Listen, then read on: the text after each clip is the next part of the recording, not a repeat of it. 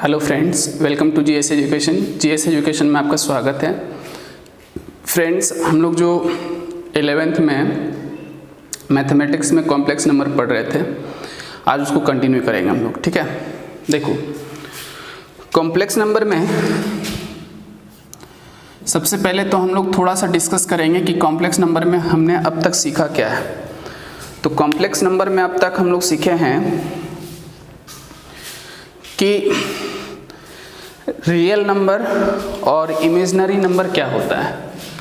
Complex number में हमने सीखा real number and imaginary number. ठीक है, रियल और इमेजिनरी। कॉम्प्लेक्स नंबर को दर्शाते किससे हैं? जेड से। इसमें दो पार्ट होता है, एक होता है रियल का पार्ट और दूसरा होता है इमेजिनरी का पार्ट, है ना। एग्जाम्पल अगर लिखें तो z is equal to 2 + 3i। तो ये जो i जिसके साथ लगा हुआ है वो हमारा इमेजिनरी का पार्ट है। ओके, जनरली अगर जनरल तरीके से देखें तो z को हम a + ib से भी दर्शाते हैं, a + ib से दर्शाते हैं। ठीक है, तो इसके बाद हमने सीखा था i का पावर, और i का पावर में हम i का वैल्यू आपको बोले थे √(-1), i स्क्वायर का बोले थे -1, i क्यू का बोले थे -i और i के पावर 4 का बोले थे 1। ये चार मान आपको याद रखना है अच्छे से। उसके बाद अब हम लोग सीखने जा रहे हैं, अब जो आज के क्लास में पर्टिकुलर सीखेंगे वो दो चीज़ सीखेंगे। क्या क्या सीखना है हमें सीखना है modulus and conjugate of complex numbers.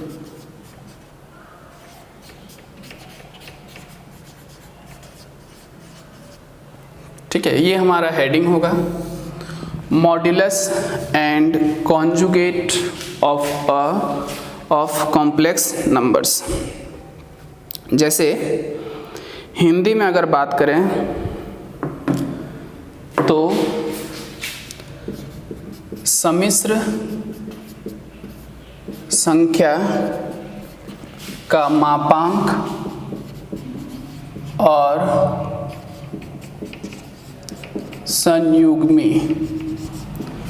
ठीक है, संयुग्मी। देखो हिंदी वर्ड थोड़ा सा बहुत ज़्यादा भारी भरकम लगता है, ठीक है ना। मापांक और संयुग्मी, ये संयुग्मी तो बहुत ही खतरनाक है ना। खतरनाक का मतलब है कि स्वभाव इसका खतरनाक नहीं है, इसका नाम खतरनाक है। संयुग्मी है, बहुतों को तो याद नहीं रह पाता है कि ये संयुग्मी है क्या। खैर, आपको थोड़ा सा समझ के रखना पड़ेगा। मॉड्यूलस जो है वो इंग्लिश है मापांक का, और कॉन्जुगेट जो है वो संयुग्मी का है। खैर, हमें प्रोसेस से समझना है कि प्रोसेस क्या होता है। जैसे मान लो कि यदि z is equal to a + ib एक सम्मिश्र संख्या है, यानी कि कॉम्प्लेक्स नंबर्स, सम्मिश्र संख्या है। देखो, अगर पहला दो वीडियो अगर आप अच्छे से समझ गए होंगे ना, तो अब आपको क्वेश्चन बनाने में अच्छा लगेगा। क्योंकि पहले दो वीडियो में थोड़ा सा है ना कि पहली बार देख रहे थे तो थोड़ा सा हो सकता है आपको प्रॉब्लम हुआ होगा, लेकिन हम जितना बोले आपको कि जो हम लिख रहे हैं इसमें क्या क्या है वो इतना समझ पा रहे हैं ना आप। जैसे कि z है आपका सम्मिश्र संख्या, a है आपका वास्तविक संख्या, और i भी जो है वो काल्पनिक संख्या का पार्ट है, यानी कि इमेजिनरी का पार्ट है। i क्या है तो i का मान हम आपको लिखा दिए। इतना तो समझ पा रहे हैं ना। ठीक है, अगर ये z is equal to a + ib एक सम्मिश्र संख्या है तो z का मापांक, हमें दो चीज़ निकालना है, एक निकालना है मापांक और दूसरा संयुग्मी निकालना है। तो मापांक कैसे निकालेंगे पहले वो समझते हैं। मापांक को मॉड्यूलस कहते हैं, इंपॉर्टेंट है इंग्लिश, मॉड्यूलस याद रखना है आपको। तो z का मापांक और इसका संकेत होता है इस तरह से। जेड पर मॉडुलस, ये जो मोड, इसे शॉर्ट में मोड पढ़ते हैं, तो ये जो लगा हुआ है इसे मॉडुलस पढ़ेंगे। ओके, ये जो है अब आगे इसका फॉर्मूला होगा under root A square plus B square. क्या होगा इसका formula? A square plus B square. Clear हुआ? तो जब कभी भी आपको बोलेगा जेड का मापांक निकालना है तो आप इस फॉर्मूला को लेकर चलेंगे कि जेड का फॉर्मूला होगा अंडर रूट, जेड के मापांक का फॉर्मूला होगा under root A square plus B square. अब आप बोलेंगे कि सर आई कहाँ गया? आई यहाँ पर नहीं लिए हैं, तो आई आपको लेना नहीं है। ठीक है, सिर्फ इतना ही याद रखना है आपको कि जेड का मापांक बराबर होगा under root A square plus B square. ठीक है, मापांक निकल गया। अब हम निकालेंगे संयुग्मी, तो जेड का संयुग्मी। अभी जेड का संयुग्मी का मतलब हो गया कॉन्जुगेट। कॉन्जुगेट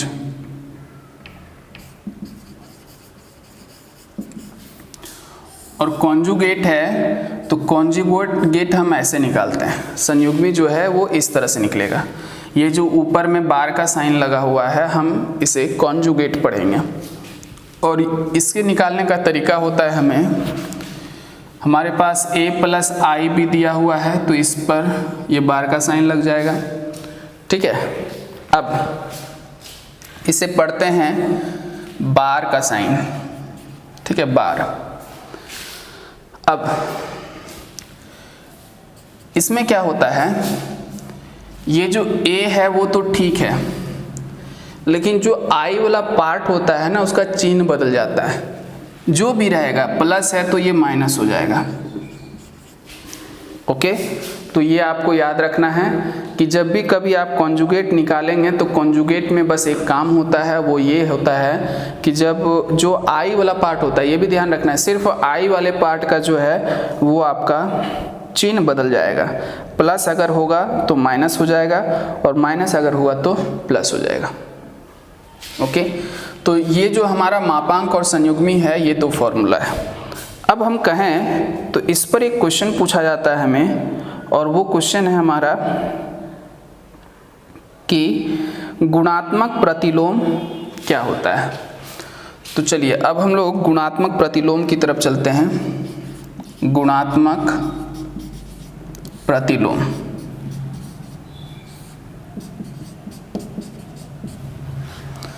तो गुणात्मक प्रतिलोम का मतलब हो जाता है इनवर्स मल्टीपल। ठीक है, इनवर्स।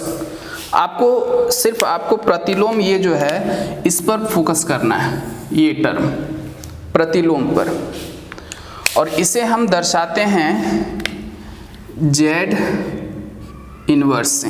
पढ़ने का तरीका समझ लीजिएगा, ये जेड इनवर्स पढ़ते हैं, इसको पढ़ेंगे z inverse is equal to, इसका फॉर्मूला होता है हमारे पास जेड बार बाई जेड का मोड। ठीक है, इसका फॉर्मूला होता है हमारे पास जेड बार बाई जेड का मोड, और इसका मोड का स्क्वायर हो जाएगा। ठीक है, जेड के मोड का स्क्वायर। तो ये हो गया हमारा गुणात्मक प्रतिलोम निकालने का सूत्र। तो कुल मिलाकर अब बात करें हम लोग तो हमारा ये पहले चैप्टर का थ्योरी समाप्त हो गया। बहुत आसान था, है ना। क्या क्या हम लोग किए सो एक बार फिर से देख लेते हैं, उसके बाद क्वेश्चन पर चलेंगे।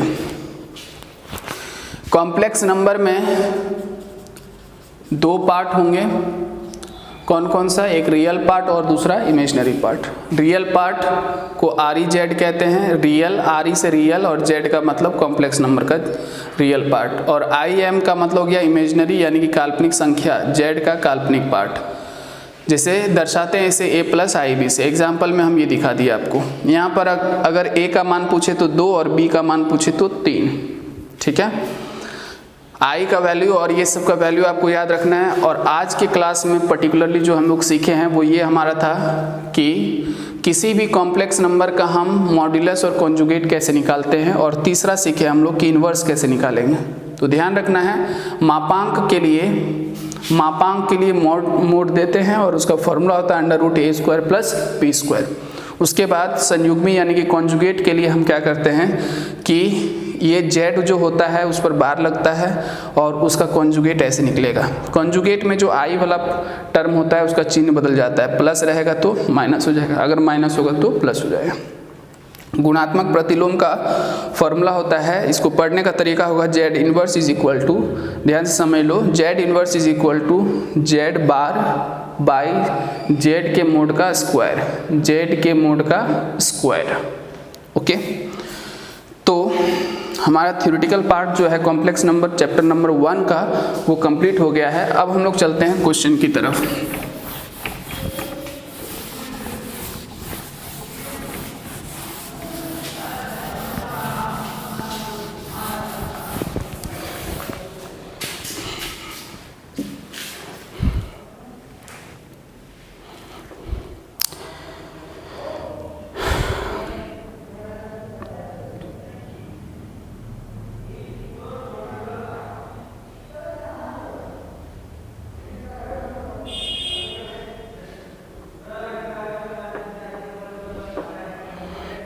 प्रश्नावली 5.1,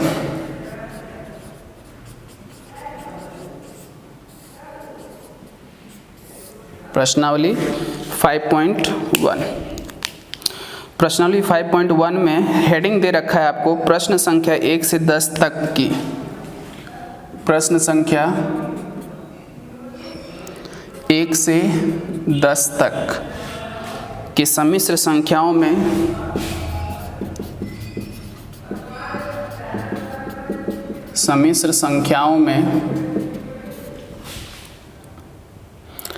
प्रत्येक को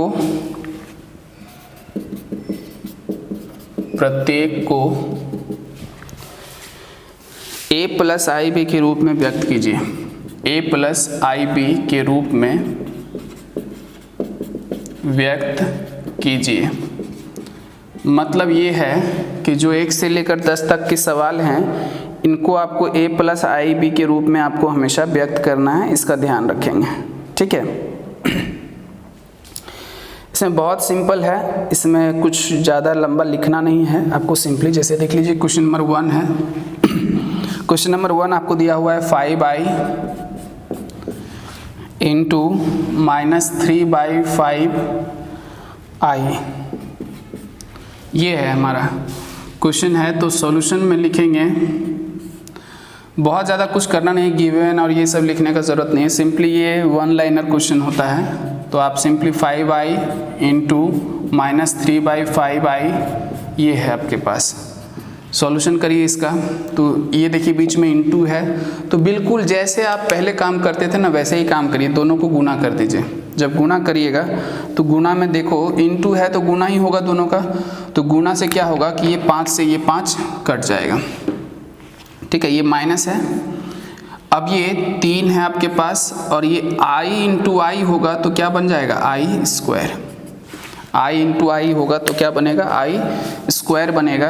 अब ज़रा i² का मान आपको याद है तो बताइए, i² का मान कितना होता है, i² का मान होता है -1, तो ये हो जाएगा आपका माइनस माइनस प्लस 4 हो जाएगा। अब ज़रा आप सोचेंगे यहाँ पर कि सर हमें किस रूप में व्यक्त करना है, a + ib के रूप में। आपका मान कितना है इसका 4, तो आप जानते हैं कि ये रियल पार्ट है और ये इमेजिनरी पार्ट है। तो ज़रा इसमें देखो आप, तो रियल पार्ट आपको दिखाई दे रहा है, वास्तविक संख्या 4 दिखाई दे रहा है, लेकिन i वाला पार्ट आपको दिखाई नहीं दे रहा है। तो जब i का पार्ट आपको नहीं दिखेगा ना, तो i का पार्ट आपको लगाना तो है लेकिन उसके साथ 0 लगा दीजिएगा, जैसे 4 + 0i है ना।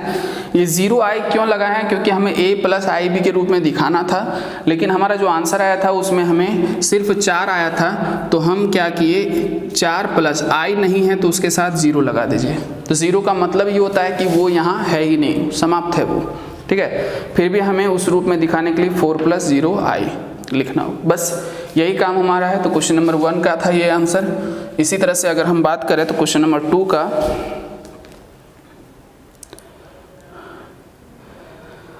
क्वेश्चन नंबर 2 में हमारे पास है आई के पावर 9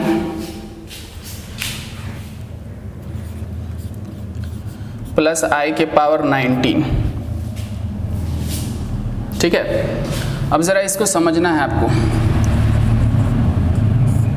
आई के पावर 9 प्लस आई के पावर 19, ज़रा सोचो तो हम क्या इसे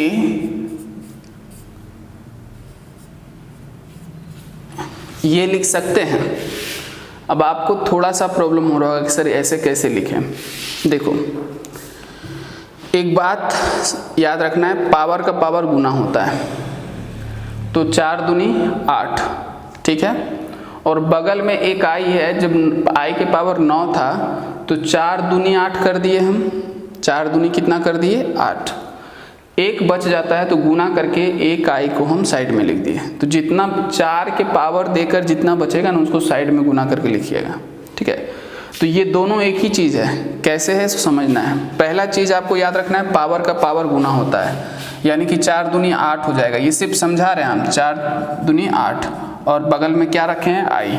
आप जानते हैं ना कि आधार अगर सेम रहता है, आधार यहाँ क्या है आई, तो पावर जुड़ जाता है 8 और यहाँ 1। इस आई के पावर में कुछ नहीं तो क्या है 1, तो 8 और 1 9 हो गया ना वो। तो पावर का पावर गुना होता है और दूसरा जब आधार सेम होता है तो पावर जुड़ जाता है। क्लियर हुआ? अब आगे उसी तरह से अगर इसको लिखने के लिए कहें तो ये पावर 4 4 चौक 16 हो जाएगा। कितना बच जाएगा? 19 में से 16 तो चला जाएगा, 4 चौक 16, कितना बचेगा 3, तो आई के पावर 3 एक्स्ट्रा हो गया। फिर से समझ लेंगे कैसे हुआ, 4 चौक 16 हो जाएगा और 16 और ये दोनों का आधार आई है तो 16 और 3 कितना हो जाएगा 19 हो जाएगा। ठीक है, अब आगे आई के पावर 4 का मान 1 होता है, 1 का स्क्वायर इंटू आई, प्लस आई के पावर 4 का मान 1 होता है, 1 के पावर यहाँ कितना है 4 इंटू आई क्यूब का मान। आई क्यूब का मान जरा याद करो तो माइनस आई होता है। आई क्यूब का मान कितना होता है माइनस आई। अब 1 स्क्वायर का मान 1, 1 का गुना आई से आई, फिर यहाँ प्लस माइनस माइनस, 1 की पावर 4 का मान 1, 1 का गुना आई से, तो ये आई। आप ध्यान से देखो तो ये दोनों कैंसिल हो जाएगा, कैंसिल होकर 0। अब 0 तो आया है लेकिन हमें लिखना है a प्लस आई बी के रूप में, तो a भी यहाँ 0 हो जाएगा और आई बी वाला पार्ट भी क्या हो जाएगा 0 हो जाएगा। 0 माना है तो इसमें ना ही रियल है और ना ही इमेजिनरी है, दोनों पार्ट 0 है। तो दोनों पार्ट 0 है तो इसका आंसर हो जाएगा 0 प्लस 0 आई। ठीक है, उसी तरह से अगला सवाल है आई के पावर में -39, आई के पावर में -39। तो सॉल्यूशन में आई के पावर -39 है, हम इसे लिख सकते हैं आई पावर में 4 और पावर कितना दे सकते हैं, तो पावर का पावर गुना होता है, ये बात ध्यान रखेंगे आप। तो 4 नमा 36 हो जाएगा, -9 देना पड़ेगा आपको क्योंकि माइनस है, तो 9 चौक 36, ये माइनस। ठीक है, कितना बच गया आपके पास -3 एक्स्ट्रा बचा है। तो देखो -39 में -9 चौक 36 तो यहाँ आ गया और -3 जो बचा सो उसमें दे दिए, तो -36 और -3 -39 हो जाएगा। ठीक है, अब आते हैं आई के पावर 4 का मान 1, 1 के पावर कितना है -9 इंटू आई क्यूब की बात करें तो आई के पावर -3 है। तो ध्यान रखो जब किसी का पावर अगर माइनस में है तो उसको अगर हम प्लस बनाना चाहते हैं तो उसको नीचे लेकर आना पड़ेगा, यानी कि अगर ये ऊपर में है तो इसे नीचे लेकर आना पड़ेगा। तो ये जब नीचे आएगा तो माइनस हट जाएगा, सिर्फ क्या रहेगा क्यू। और उसी तरह से अगर नीचे में माइनस है तो उसको ऊपर ले जाइए तो प्लस। मतलब कहने का ये हो गया कि जब उसका आप अंश से हर में या हर से अंश में ले जाएंगे तो उसका पावर का जो चिन्ह होगा वो बदल जाएगा। यहाँ पर आई के पावर -3 है, लेकिन हम मान किसका याद किए हैं, आई स्क्वायर, आई क्यूब और आई के पावर 4 का। पावर में माइनस का तो याद ही नहीं किए हैं, तो हम चाहते हैं कि ये -3 को +3 बना लें ताकि फॉर्मूला के अनुसार मान रख सकें हम। तो -3 को प्लस बनाने के लिए उसको नीचे लाना पड़ेगा, तो ऊपर में 1 और नीचे में आई क्यू। अब 1 के पावर -9 तो 1 के पावर में कुछ भी रहता है, 1 के पावर में 0 भी होगा ना, याद रखिए किसी के भी पावर में अगर 0 रहता है तो उसका मान होता है 1। 1 के पावर में 0 हो, कुछ भी हो, 0 1 के पावर में कुछ अगर रहता है तो उसका मान हमेशा क्या होता है, 1 होता है। तो 1 के पावर -9 है तो 1 ही होगा, गुना 1/i³ का मान क्या होता है, -i, ठीक है, -i। अब 1 एकम 1/-i। अब आप सोचेंगे कि सर अब इसके आगे क्या करें, तो अब करेंगे हम लोग हरों का परिमेयकरण। देखो हरों का परिमेयकरण,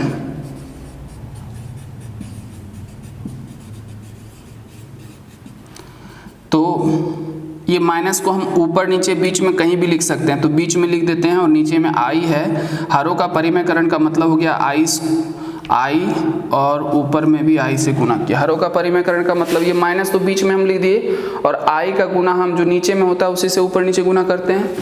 तो अब हमारे पास आ गया है i × i square, sorry 1 Guna i क्या हो जाएगा i, और नीचे में आपका i × i है वो क्या हो जाएगा आपका i स्क्वायर।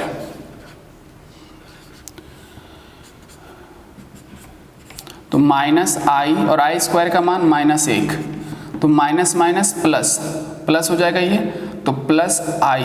नीचे में 1 लिखना जरूरी नहीं है, बट्टा में 1 लिखना जरूरी नहीं है, तो आपके पास सिंपली क्या बचा i। अब यहाँ पर रियल पार्ट नहीं है तो रियल पार्ट में 0 दे दीजिए, +i कर दीजिए, ये हमारा आंसर होगा।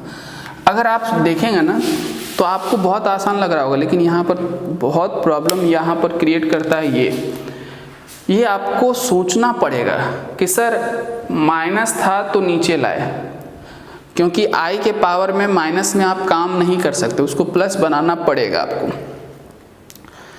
बनाते हुए यहाँ आए तो पावर माइनस में काम नहीं कर सकते, ये माइनस जो बगल में है इसको तो हम बीच में लिख दिए। अब ये नीचे में i है तो नीचे में जो एक्चुअल में होता है वो i तो ऊपर ना होता है, तो यहाँ क्या है नीचे है। तो जब नीचे में अगर i होता है तो उसको अगर वैसे ही ऊपर ले जाना चाहेंगे तो पावर फिर माइनस में आ जाएगा, और हम माइनस में लाना नहीं चाहते, हम चाहते हैं वो प्लस में ही रहे। तो जब नीचे अगर i बच जाए, कभी भी हमेशा याद रखना है कि नीचे जब कभी भी i बच जाए तो आपका काम यही होगा कि हरों का परिमेयकरण कर दें। क्लियर हुआ बात? नीचे में जब कभी भी i बच जाए तो आपका काम होगा हरों का परिमेयकरण करना। ठीक है, हरों का परिमेयकरण करेंगे। कुल मिलाकर आपके पास i सिंपली अगर है उसमें तो ऊपर ही होना चाहिए, नीचे नहीं होना चाहिए। क्लियर हुआ? चलो क्वेश्चन नंबर 3 है। उसके बाद इसी पर बेस्ड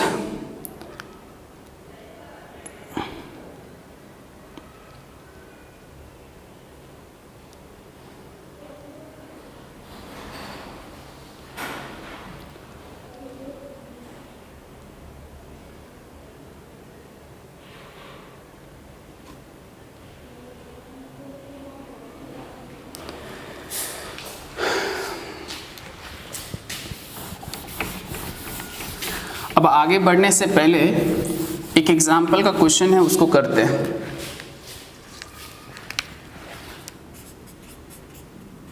एग्जाम्पल नंबर 1, ठीक है, देखिए क्या है एग्जाम्पल नंबर 1 में कि यदि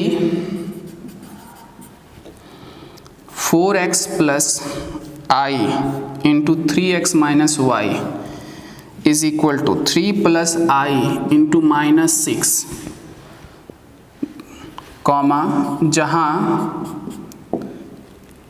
x और y वास्तविक संख्याएं